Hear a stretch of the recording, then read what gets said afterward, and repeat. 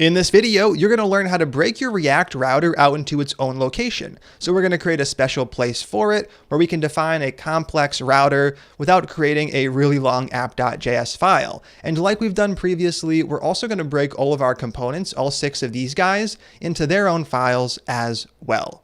Now, I chose to put everything in one file up until now to make things easier to reason about. It's a lot easier to figure out what's going on when everything is visible in one shot, but as we continue to look at more advanced React router techniques, and as we scale the app, we do want to break things out into multiple files. I just didn't want to start there.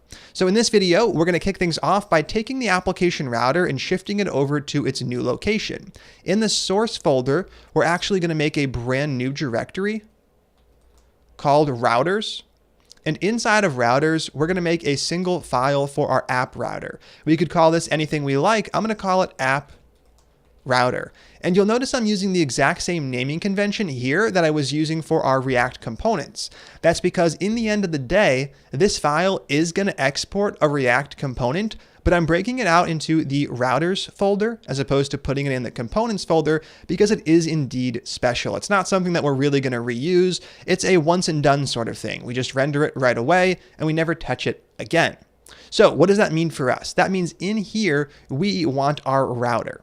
Now, currently, this code depends on all of the other components to exist. So we're going to take them with us too, and we'll break them out in just a few minutes. I'm going to take everything from the expense dashboard page const all the way down to the routes const. I am going to cut it out, and I'm going to paste it inside of app router. Now, what does app router need? App router needs a few imports. We are taking advantage of some things off React router DOM, so I'm going to grab that, cut it out, and bring it over here. Up at the top of the file, pasting the import I just removed. And we are also using React. I'm going to take it and copy it, pasting it over here. We're using React because we're using JSX, and we do still want to leave the React definition over in app.js as well.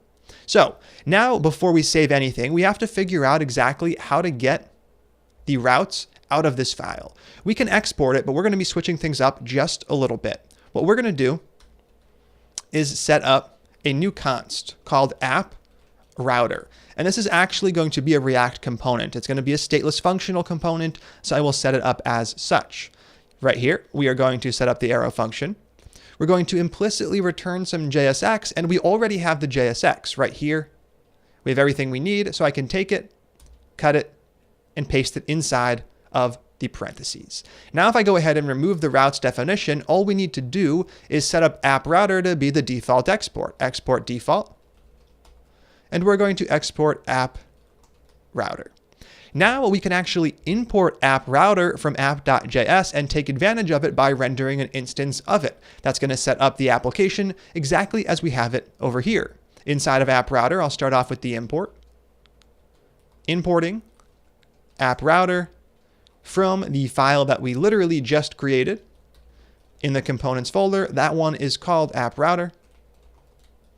And then we're going to use an instance of that component. So previously we had our JSX as just a regular expression. We're going to be switching that over to a React component instead. So I will use it as such, creating a new instance of app router. Do we need an opening and closing tag? No, we're not using any special children prop. So we can just use the self-closing syntax like this. Now over here, we are getting an error. We are getting a module not found error. Error. Cannot resolve something from the components app router folder. I made a mistake. So this is no longer in the components folder. It is now in the routers folder. Now I could have gone back and edited that out, but real programmers make real mistakes, and that's just a common mistake. As long as we can fix it easily, it's not a big problem. It's nothing to worry about. So when I do make that change and I save the file again using the error message to track down exactly where the problem lies, I see the application does indeed work. We're now still getting our routes showing up. Everything is working even though the application router has been broken out into its own file. So once again, we have a very short app.js file, which is what we're going for, and the complexity is defined elsewhere. Now, by the end of the video, I don't want the other 6 components, everything from header up to expense dashboard page, defined inside of app router. They really don't need to be here. Instead, they should all be defined in their own files in the components folder, which is exactly what we did for the last project. So this is actually going to be your challenge for the video. Right here, I'm going to outline exactly what I'd like you to do. You are going to create 6 new files for these 6 components. You're going to use the exact same naming convention when we put components in the components folder. You're then going to set up the imports, the component itself, and the default export for each one. And the final step to the process will be to actually import them from the current file, from AppRouter. Import into AppRouter so they can be used. So we are using all 6 down below, which means that we want to import the 6 files that we're creating into this one, giving us access to all of the various components we're using, and the end result will be the application still works. Things will just be restructured differently. So take as much time as you need to get that one done. You're going to be creating those 6 files and shifting every single component over into its own file, remembering to set up the necessary imports and exports. Remember that some components, like header and not found page, they don't just need React from React, they also need link and nav link. So make sure to set up the exports and imports appropriately. If you do run into an error, that's fine. Just try to use the console to track down exactly what went wrong and recover from the issue. Take a minute, pause the video, test your work, and when you're done, click play. How'd that go? Let's go ahead and kick things off, starting with the expense dashboard page. I'm going to create a new file in here for that one. Expense dashboard page.js, that's in the components folder. And we're going to go through the process we went through in the last section. We imported React from React. We took the code and we cut it and pasted it over. And then we set up the default export. Export by default the expense dashboard page. Perfect. Now the last thing to do is to actually import it. Otherwise this file won't have all of the correct things. Importing expense dashboard page from, and then we're going to provide the correct path. Now we have to go up a folder before we can go into the components folder. We are currently inside of routers. So I could use // to get into components. I can also use the shorthand starting with 2 dots and then /. This says start from the current directory, but go up a folder, then into components. In there, we have the file we just created, expense dashboard page.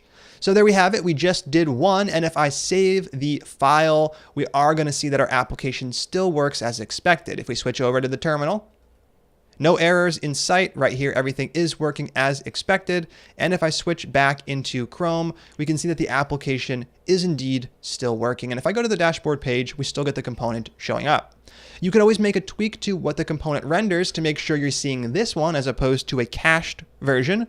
So I'll add an exclamation mark on the end, and you can see right here, it does indeed show up. So we know we're actually using the component file defined here.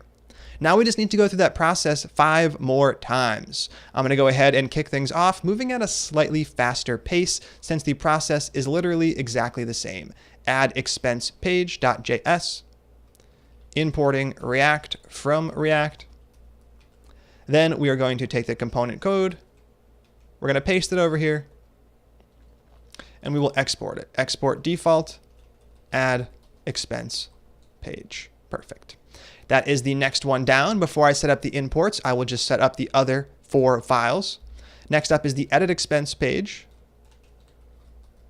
Edit expense page.js. We are going to need that component, so I will cut it out. We will set up the import for React. I'll paste in the component code and I'll set up the default export default edit expense page. Nothing particularly interesting, but we do need to get it done. So let's go ahead and continue on. Next up is that help page, help page.js. Import React from React. And once we have all this infrastructure in place, we'll be able to actually scale the application without needing to create all these files again. I paste the component code and I set up export default, exporting the help page component. Just 2 more left. Next up is the not found page. Not found page is always going to stay simple, but I do still want to break it out into its own location. Right here, I'll cut the code, import React from React, and I'll paste it in, setting up an export default for that component. Now, you'll notice that we actually do use something from React Router DOM in here too. We're using link. So you do have to set up that import. Otherwise, things aren't going to work as expected. Right here, I want to grab the named export link from React Router DOM. There's no need to grab anything else because we're not using anything else from that library. So I can go ahead and save this one and move on to the final one, which is header. I'm going to take that component, cut it out, and create a new location for it. Over here, header.js, just like we did with all of the previous files, we're going to move through the same process, importing React from React. This one also needs something from React Router DOM. It needs the nav link component. We're going to grab that from React Router DOM. We're going to paste the component code in and set up the export default header. So now we have all 6 files complete. The last thing to do is to actually import the rest of them from here. I'm going to go ahead and knock that out. Import, add expense page. We're going to grab that from // components / add expense page. And we're going to go ahead and do that 4 more times. The next on the list is going to be the edit expense page. And I'll just take that and toss it over here. After that, we have the help page. Then we have our not found page. And last but not least, we have header, which isn't a page. It is just the component that renders our nav links, but we still use it in here, so we still have to actually import it. Now we can save App Router, and we are now running our application with a separate App Router file and separate files for every single component. And once the application refreshes, we can see it still works exactly the same. We have the router correctly rendering all 4 of those pages. The not found page should work as well. And we can see that our 404 component is still working. We got our link showing up that brings us right back to the home page. So there we have it. We now have separate files for everything. We've taken the app router configuration, we've broken it out into its own special place, and all of that brings us back to a very simple app.js file, which is exactly what we want. This really should just be a place that initializes code defined elsewhere. That is it for this one. In the next one, we're going to continue looking at React Router features. So stay tuned, and I'll see you then.